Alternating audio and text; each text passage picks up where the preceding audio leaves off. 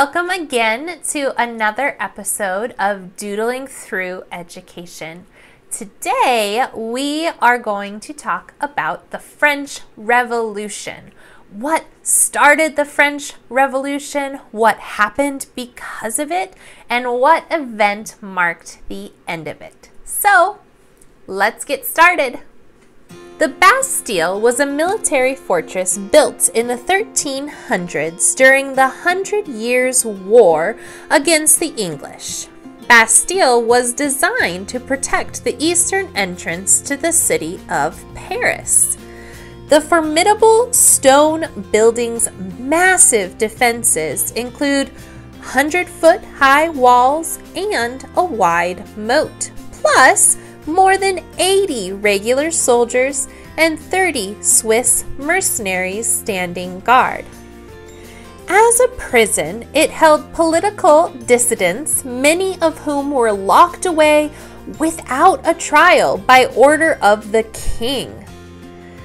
Despite inheriting tremendous debts from his predecessor, Louis XVI and Marie Antoinette continued to spend extravagantly, such as by helping the American colonies win their independence from the British.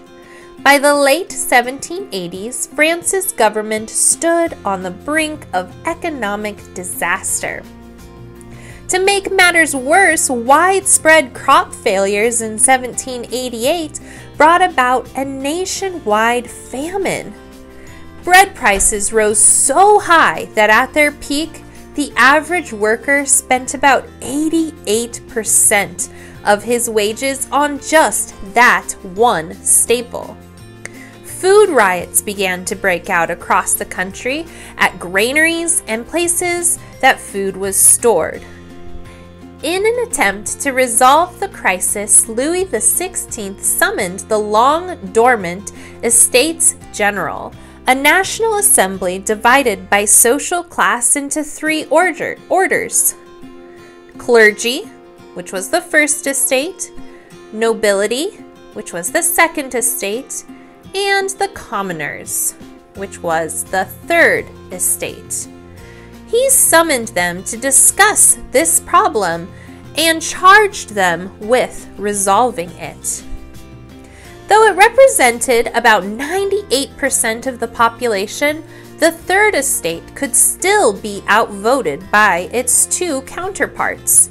As a result of this inequality, the third estate immediately started wanting a greater voice and trying to get it. After making no headway, they then decided to separate and declare themselves to be a new body of people called the National Assembly. Finding the doors to their meeting hall locked on June 20th, 1789, the National Assembly gathered in a nearby indoor tennis court where, in defiance of the king, they took an oath, famous thereafter as the Tennis Court Oath, never to separate until establishing a new written constitution.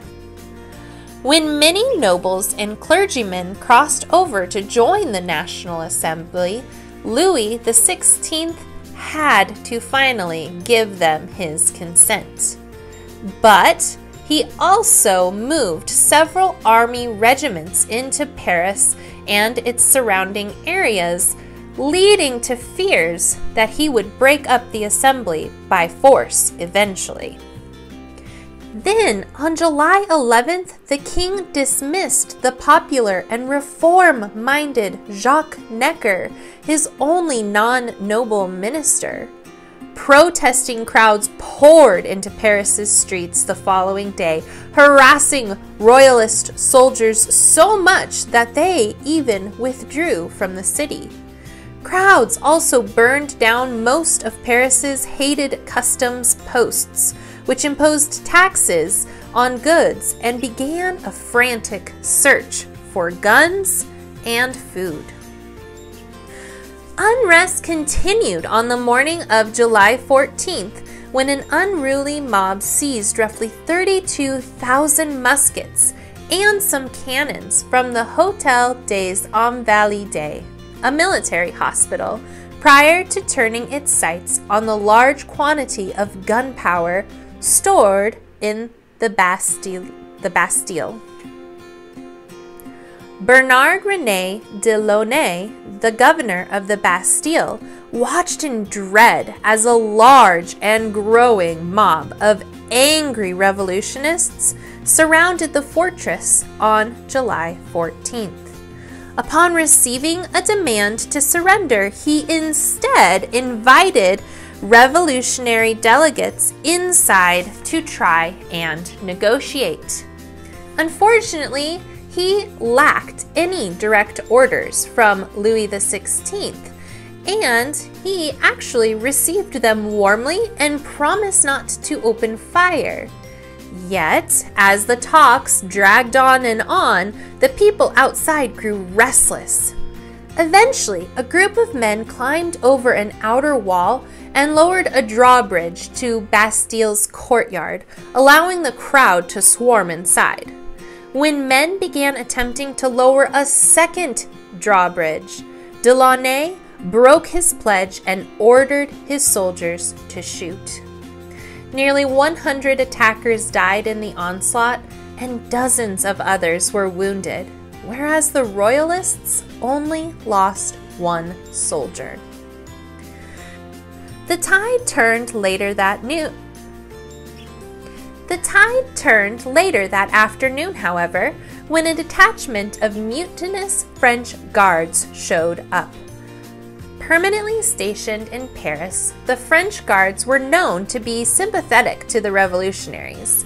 When they began blasting away with cannons at the Bastille, Delaunay, who lacked adequate provisions for a long-term siege, waved the white flag of surrender. This event led to the French Revolution. During the French Revolution, in this period in history, French citizens radically altered their political landscape, uprooting centuries-old institutions such as the monarchy and the feudal system. As time went on, war with various European powers and intense divisions within the National Convention brought the French Revolution to its most violent and turbulent phase. In June of 1793, the Jacobins seized control of the national conventions. The Jacobins were a radical and ruthless political group and instituted a series of really radical measures, including the establishment of a new calendar and the attempt to eradicate Christianity. They also unleashed what is known as the Reign of Terror, which was a bloody 10-month period in which suspected enemies of the revolution were guillotined by the thousands.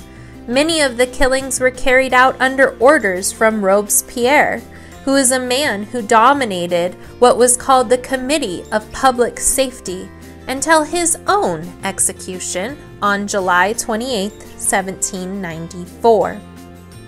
On August 22, 1795, the National Convention, composed largely of people who had survived the Reign of Terror, approved a new constitution. Executive power would lie in the hands of a 5-member directory appointed by Parliament. Royalists and Jacobins protested this new regime, but were swiftly silenced by the army, which was now led by a young and successful general. And you may have heard his name before. It was Napoleon Bonaparte. This began the end of the French Revolution and the beginning of the Napoleonic era, during which France would come to dominate much of continental Europe.